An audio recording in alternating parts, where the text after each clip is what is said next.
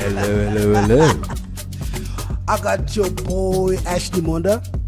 Yo, why you gotta use my government name though? Why you keep using my government What name? should I call you? Just call me Ash, man. Oh, People Ash. start googling All right. me. And I got my boy Ash. DJ Ash. DJ Smash. Whoa. DJ Smaff. I've been Should so I go many. on? I've been so many DJ names, right? Nobody knows none of them. Yeah, you can call me by my government, but you can call me Mellow. And we just say, like we always do about this time, disclaimer, warning, this is not a psychiatric session. This is not, what would you call it? Another couch session with your Couch psychiatrist. session with your psychiatrist. It's No. not a Netflix special. No. If you really want great advice, please speak to your doctor, speak to your psychologist, speak to your mom, your dad, your pastor, your priest. We're just three grown-ass men talking a lot of BS. We're just saying. So today's topic, drum roll, please. Would you get into business with family? We've seen a lot of family-run businesses doing really well, but it seems a lot of them are in the Western world. The white families, or unless it's a mafia family. Indian families do it really well, but African families don't seem to do that really well, unless it's some other cult. What? Please explain that. Because I've noticed when people are doing some of those scandalous deals that are somewhat corrupt, they seem to work well as a family. They have each other's back, they cover each other, and Wow. like, especially if it's politicians, minister so and so becomes a family member, and etc. etc. etc. And those seem to work really well. Right. But we're talking like business through and through, like a proper advertising agency or a media conglomerate or a bank. Right. And it's run by a family, and it's known as the Motsi Bank, Right. or the Monda Financial Services. Right. But wait, baby, are we saying? But there are some businesses that are family run that operate normally. Are you saying what's your success measure? Because Panima Tuck Shop ka ana Forbes 500. Oh shit! You went there.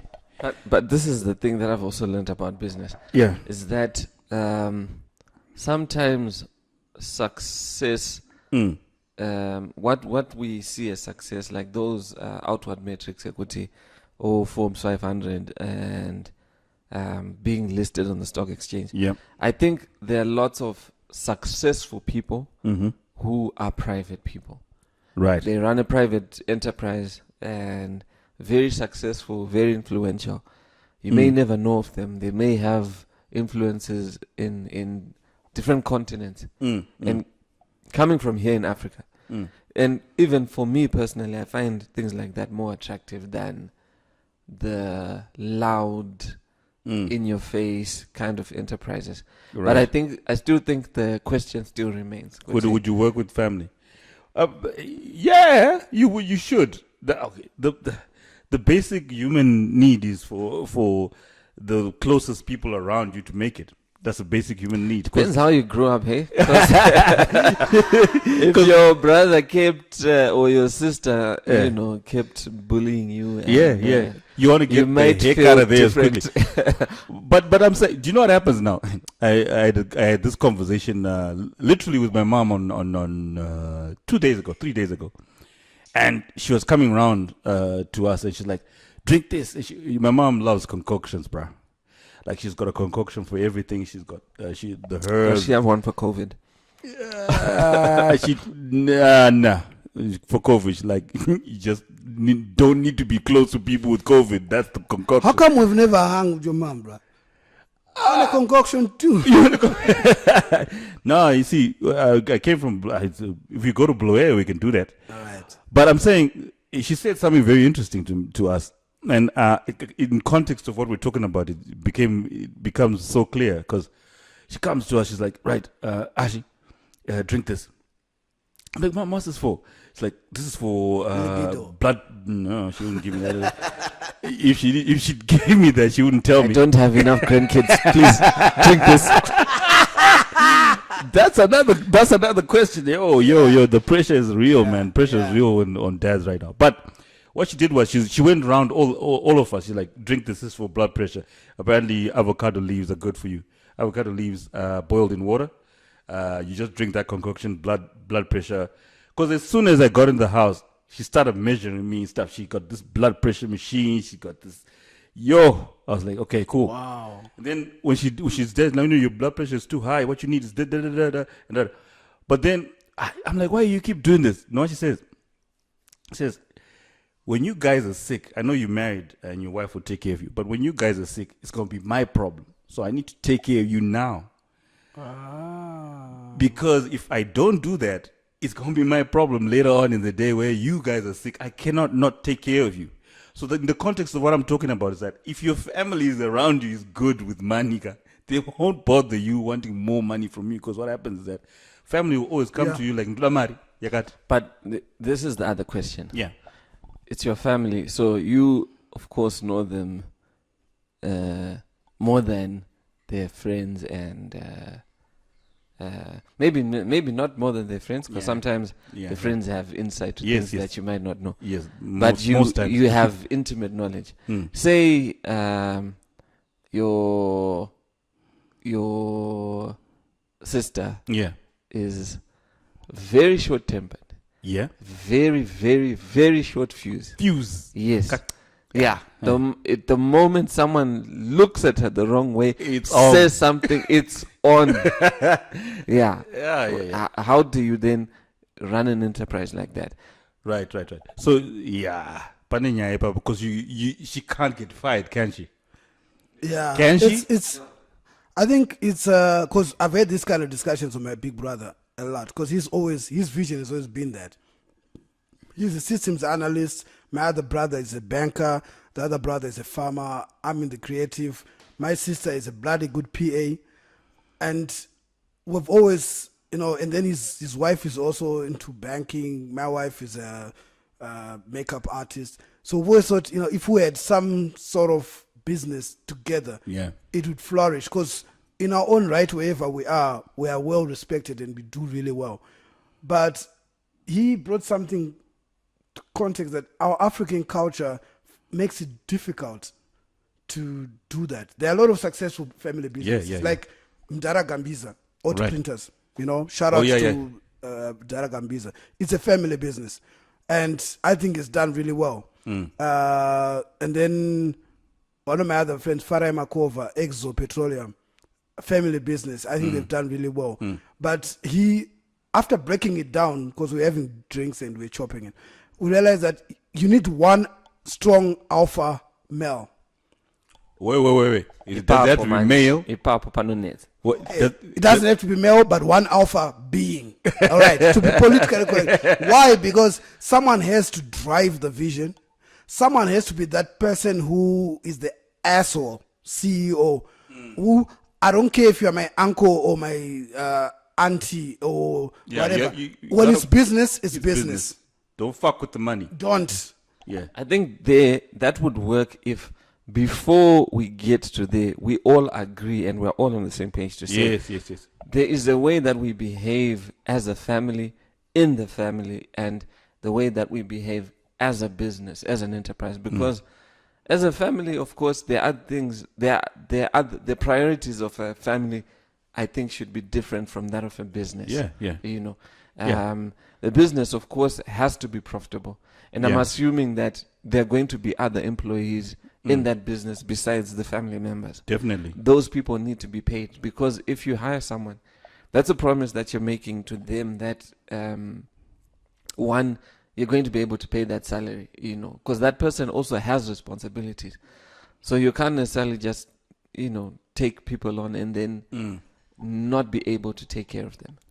I mean, that's just a point of view, because I know that for some people, they couldn't care less. Yeah, they couldn't. Yeah, it happens like that in the family. Because sometimes, you find in some businesses that the younger employee, quote unquote, family employees that are from your family. Let's just say my family has a business, and I've got little nieces, and they're like 17, 18, and quote unquote they are forced to be in the business. Those ones are problems. Those ones become the problem because they don't actually see the vision. He wants to be a singer, and you're telling him, Exactly. They won't probably not.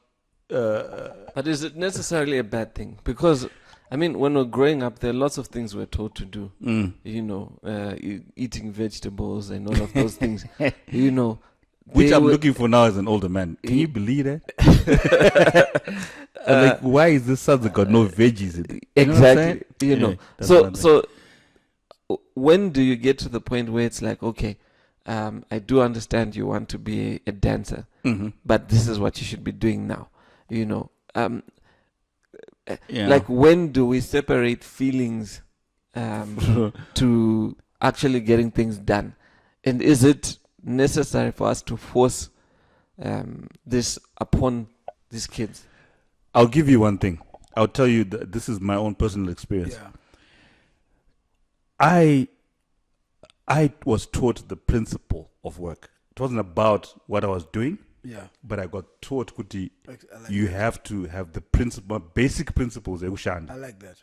Chete, whatever they may be. You want to be a dancer, you want to be a singer, you want to be an architect, whatever it is. But you need to instill the business principles to say, I do this, I get money for this, I work hard for this, and I'm willing to do what it takes to make it happen, regardless of whatever it is that you're supposed to be doing. But those principles are taught earlier in mundane things as selling sweets. But you see, now for me, I feel like that's a whole different way of thinking, because there's some parents who would be disappointed if you dropped out.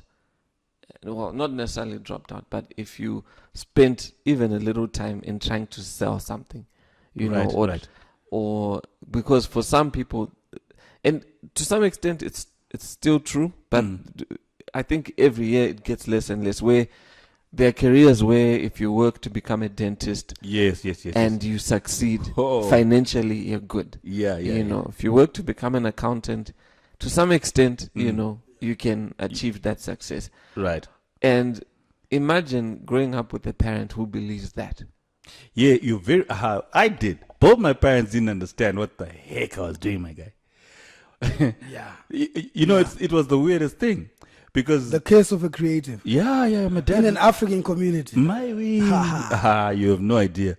But then it's freeing up now. But when I grew up, you can imagine me as an accountant, though. I'm not dissing accountants, but my dad had a clear career path.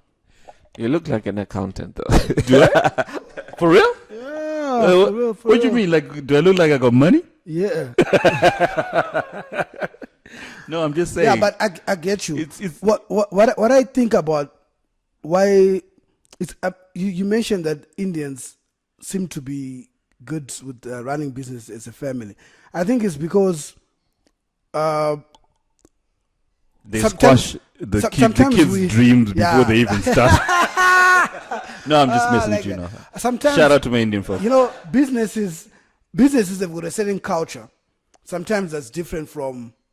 I think they've managed to match the two, where they evolve, their businesses work around how they are as a people with their own values.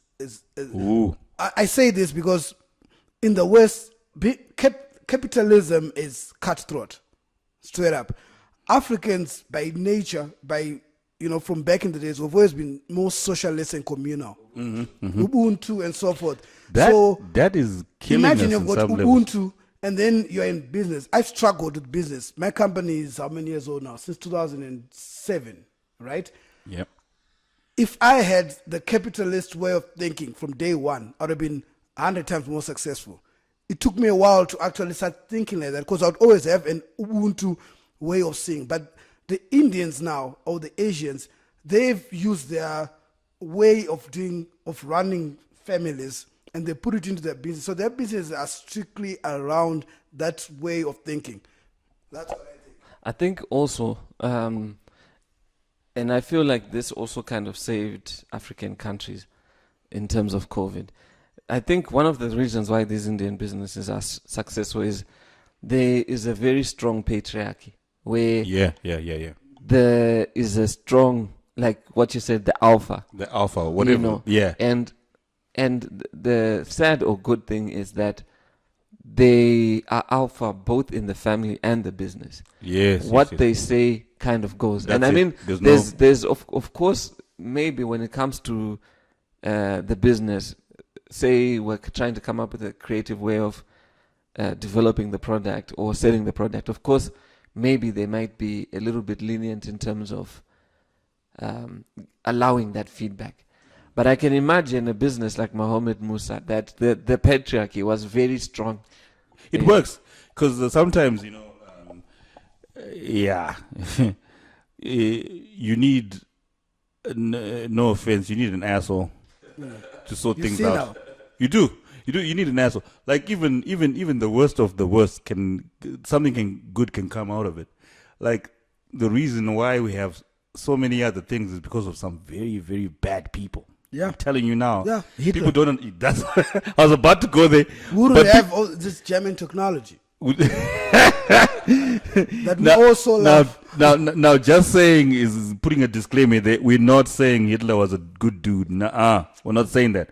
But what we're saying is that assholes get shit done. Amazing, sometimes assholes get shit done. And if we Africans were to take that way of doing things, like the whole chiefdom, the chief says this, if you take that into business, and Ashley is clear about the vision of his advertising agency or whatever group, and he's clear that for Vuvu to graduate to become the MD or the CEO, she has to do A, B, C. You have to go through the ranks. It's clear. Yeah. That alpha mentality is there and it's clear. Whether you are my favorite daughter or whatever, it doesn't matter. You have to go through the mill. That's what makes the business successful, and Muhammad Musa kind of business. I think on top of that, I think that's one very critical element. But I think another one should be there needs to be some sort of skill, knowledge, or expertise. Yes. Because now you see, sorry to interject there, because you're right. Do you know what happens now with my white friends? The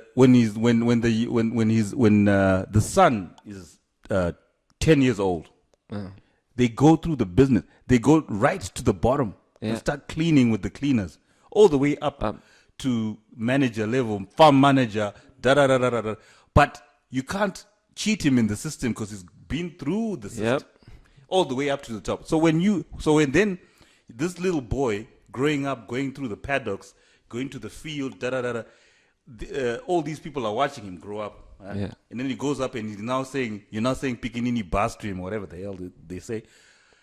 When he now gets to a managerial position, everybody respects that because they know this boy's been through the mill. Yeah. And I guess now when you bring it back to our culture, you find that maybe the patriarchy's vision is my child is going to be the boss. The little boss. But the little boss has no experience, no knowledge, no passion, no interest. See, that's the thing. See now. That's what you're talking about, where you need to force this little exactly what you're saying. Like my daughter will be on attachment in Mawazo, right? And if she's below the gardener, that's it. She's gotta listen to. But then now what happens is a thought just crossed my mind. In African culture, the whole, what do they call it? Because we don't have uncles and aunts. You got sekuru, muzukuru. So I might be a muzukuru nephew, meaning nephew, right? And I'm 50 years older than somebody who I call sekuru, who's my uncle. That's how it is in African culture. So at work now, I still demand a certain respect, even though I am supposed to be lower, because grading at work is different. So if I'm the cleaner and I'm sekuru, and the Muzukuru is maybe my wife Chieza is the MD. And yeah, in fact, yeah, the MD is maybe my daughter-in-law. You know, in African culture, daughter-in-law does not have as much power as she's the lowest of the low, but she's the one who's more skilled, and she's the MD. You know, now she has to say stuff at work and command respect and order this and that. I've got a friend of mine. They've got a hotel chain. When the husband was now old enough to take over the hotel chain, and he fired almost everybody that his dad had given work from his mom's side, because they all used to take advantage because he was the Mukwasha, you know, the son-in-law. So they would always be like, you know, you can't fire me. Yeah. And he gave me this line because he was giving me advice. He said, never employ someone you can't fire. Ooh. That's interesting. Okay. So you can't fire your dad's young brother. You can't. And his dad's young brother was Family the one. meetings would be difficult. No, in fact, it was his mom's brother, who in our culture is someone you respect. Sekuru. Yeah. You know, in white culture is just uncle. So, you know, we can go blow for blow. It's uncle. But in African culture, it's almost like he's your mom too. Yeah. So he was in charge of procurement, and he was stealing. In his mind, he wasn't stealing. Because it's our money. Yeah, you take all the meat. You take. You'd bring his homies, his girlfriends, everybody. Give them rooms in the hotel. Any other time they wanna come. If they've got somebody's 21st birthday, I don't want. I've got a hotel. You know, and nobody could say shit until this kid now was old enough. He was now in his 30s. He takes over the business because his dad had died, and he started firing everybody. And this is the other thing, is sometimes you see it and people see it, but no one is willing to call it out. And I think that's one thing that's wrong with our culture, where I find our culture is very good in a lot of things, but yes, in it is. this aspect where you can clearly see that the person... Accountability. Yeah. Papo. You find that with the person holding the reins, but everyone is quiet. Yeah. And everyone is seeing that, look, we're headed for a cliff. Yeah. But no one will say anything. Yeah. But then people are quick to speak up when everyone is now off the cliff. Oh, I saw this. Oh, but when you could have stopped it, why didn't you say something? You know? So why are you talking now?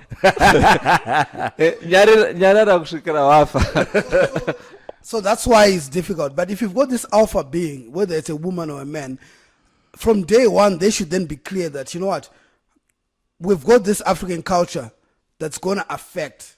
So this is how I will run this business. So from day one, there's this, there's that. There's no, I am Ningi. So now they've set a precedent. Yeah. And then from then on, you have to agree from there to right. Those are taguites. Yeah. So if I'm going to then bring in Ashley, my brother, Ashley, this is how we work here. If I'm going to bring, I know you're skilled, you're the best finance director ever, but this is how we work, and so forth and so on. Then from then on now, you then start a tradition of professionalism. Then the next 50 years, 100 years, it will always be like that. So it's possible, but it has to start. Take some effort, yeah. The ones that I've seen, like even like my friend Farai, he rose up the ranks, and now he's the MD or the CEO, I forget, of EXO. And the way he runs it, you could tell it's proper, professional, because he was raised to see it like that. Same as Fana Unesu, you know. Yeah. It's proper because he was raised. You'd earn sometimes even the lowest salary. And Daragambis will be like, if you, man, you need to earn your keep. And you'll be like, yeah, but I studied in, but I studied in Australia and all this stuff. Like, yeah, but you're still a junior here. Do the work. You have to. And because of that, they're solid family business. I think it all comes back down to the success of this all comes down to a very strong alpha, be it female or male. I think someone with a good, strong vision, you know, someone with experience, because I'm sure it's not for the lack of trying that we don't have like lots of these enterprises. It's probably just because maybe we lack specific key elements that will result in success. Yeah. You know? So, in conclusion, Yep. do you want to make the conclusion? Yeah, sure. Yeah. In conclusion, if you're going to work with family, make sure you draw the lines immediately before you even start. Make sure everybody knows their roles. And it's not personal. We're all trying to make money. It's the family here, but if you're going to cause the whole family to lose, then eject yourself from the situation. Don't be the problem, be the solution.